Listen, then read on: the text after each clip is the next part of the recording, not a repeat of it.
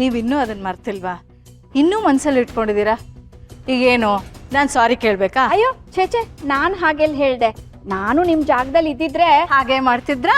ಇಲ್ಲಪ್ಪ, ನನ್ನ ನೆಕ್ಲೆಸ್ನ ಭದ್ರವಾಗಿ ಇಟ್ಕೋತಿದ್ದೆ. ಹೋಗ್ಲಿ ಬಿಡಿ, ಅಪಾರ್ಥ ಮಾಡ್ಕೊಂಡ್ರಿ, ಆಗಿದ್ದಾಗ ಹೋಯ್ತು. ಅಪಾರ್ಥ ಮಾಡ್ಕೊಳ್ಳೋದು ಮನುಷ್ಯನ ಗುಣ. ಈಗ ನೋಡಿ, ನಿಮ್ಮ ಮಗಳ ವಿಚಾರದಲ್ಲಿ ನೀವು ಅಪಾರ್ಥ ಮಾಡ್ಕೊಂಡಿಲ್ವಾ? ಹಾಗೆ ಅಂದ್ರೆ ಅಂದ್ರೆ ಈಗ ನಿಮ್ಮ ಮಗಳು ಅಳಿಯನ್ ಹಿಂದೆ ಹಿಂದೆ ಹೋಗ್ತಾ ಇದ್ದಾಳೆ, ಅವರಿಬ್ರು ಖುಷಿಯಾಗಿದ್ದಾರೆ ಅಂತ ನೀವು ಅಪಾರ್ಥ ಮಾಡ್ಕೊಂಡಿದ್ದೀರಲ್ಲ, ಅದ್ರ ಬಗ್ಗೆ ಹೇಳ್ತೀರಿ.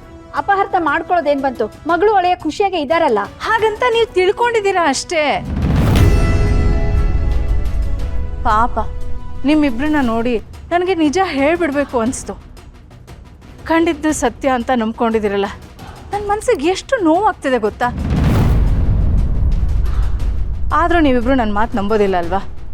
ಸರಿ ಬಿಡಿ, ಈಗ ಒಂದು ಕೆಲಸ ಮಾಡಿ. ನಾನು ನಿಮ್ಮ ಹತ್ರ ಬಂದೇ ಇಲ್ಲ, ನಾನು ಯಾವ ವಿಷಯನೂ ಹೇಳೇ ಇಲ್ಲ ಅಂತ ತಿಳ್ಕೊಂಡು ಖುಷಿಯಾಗಿದ್ಬಿಡಿ.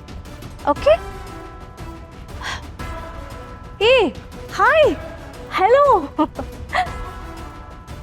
ಇದೇನು ಹೇಳ್ಬಿಟ್ಟು ಹೋಗ್ತಾ ಇದ್ದಾರೆ ಇವರು? ನಮ್ಮ ಲಕ್ಷ್ಮಿನ ನೋಡಿದ್ರೆ ಖುಷಿಯಾಗೇ ಇದ್ದಾಳೆ ಅಲ್ವಾ? ನಾನು ನಿಜ ಯಾವುದು ಸುಳ್ಳು ಯಾವುದು ಅಂತ ಗೊತ್ತಾಗ್ದಲ್ಲ ಇರೋ ಸ್ಥಿತಿಲಿದ್ದೀನಿ. ಅದಕ್ಕೆ ಅಯ್ಯೋ ಇವರೊಬ್ರು ಯಾರಿಗೂ ಅರ್ಥ ಆಗದೆ ಇರೋ ವೇದ ಅಂತ ಶುರು ಹಚ್ಕೊಂಡ್ರು. ರೀ, ಆ ಎಮ್ಮಂದು ಬರೀ ಹೊಟ್ಟೆ ಉರಿರಿ. ಯಾರು ಖುಷಿಯಾಗಿದ್ರು ಆ ಎಮ್ಮಂಗೆ ಸಹಿಸಕ್ಕಾಗಲ್ಲ. ನೀವು ಅವ್ರ ಮಾತಿಗೆ ತಲೆ ಕೆಡಿಸ್ಕೊತಿದ್ದೀರಲ್ಲ. ಅಲ್ಲಿ ನೋಡ್ರಿ, ಅಲ್ಲಿ ನೋಡಿ, ಅಳಿಯಂದ್ರ ಹಿಂದೆ ಹಿಂದೆ ಲಕ್ಷ್ಮಿ ಹೋಗಿ ಹೇಗೆ ನಗ್ನಗ್ತಾ ಮಾತಾಡ್ತಾ ಇದ್ದಾಳೆ ಅಂತ. ನೀವು ಕೋಪ ಮಾಡ್ಕೊಂಡಾಗ ನಾನು ಯಾವತ್ತಾದ್ರೂ ಹೀಗೆ ನಗ್ನಗ್ತಾ ಬಂದು ಮಾತಾಡಿದ್ದೀನಾ? ನಳಿನಿ, ನಮಗೂ ಅವ್ರಿಗೂ ಒಂದು ಪೀಳಿಗೆ ಅಷ್ಟು ವ್ಯತ್ಯಾಸ ಇದೆ ಕಣೆ. ಅವರಿಬ್ಬರನ್ನ ನೋಡಿದರೆ ಎಲ್ಲವುದು ಸರಿ ಇದೆ ಅಂತ ಅನ್ನಿಸ್ತಾ ಇಲ್ಲ. ಪಾಪ ಲಕ್ಷ್ಮಿ ನಮ್ಮ ಹತ್ರ ಹೇಳ್ಕೊಳಕ್ಕಾಗದೆ ಅಳಿಯಂದ್ರ ಜೊತೆ ದೊಡ್ಡ ಹೋರಾಟನೇ ಮಾಡ್ತಿದ್ದಾಳೆ ಅಂತ ಅನ್ನಿಸ್ತಾ ಇದೆ ಕಣೆ. ಹ್ಞೂ ಕಣ್ರಿ, ನಿಮ್ಮ ಮಗಳು ಸ್ವಾತಂತ್ರ್ಯ ಹೋರಾಟ ಮಾಡ್ತಿದ್ದಾಳೆ, ಬ್ರಿಟಿಷರ್ನ ದೇಶ ಬಿಟ್ಟು ಓಡಿಸ್ತಿದ್ದಾಳೆ. ಹೋರಾಟ ಅಂತೆ, ಹೋರಾಟ. ನಳಿನಿ, ನನ್ನ ಮಗಳು ಹೋರಾಟ ನನ್ನ ಮನಸ್ಸಿಗೆ ಕಾಣ್ತಾ ಇದೆ ಕಣೆ.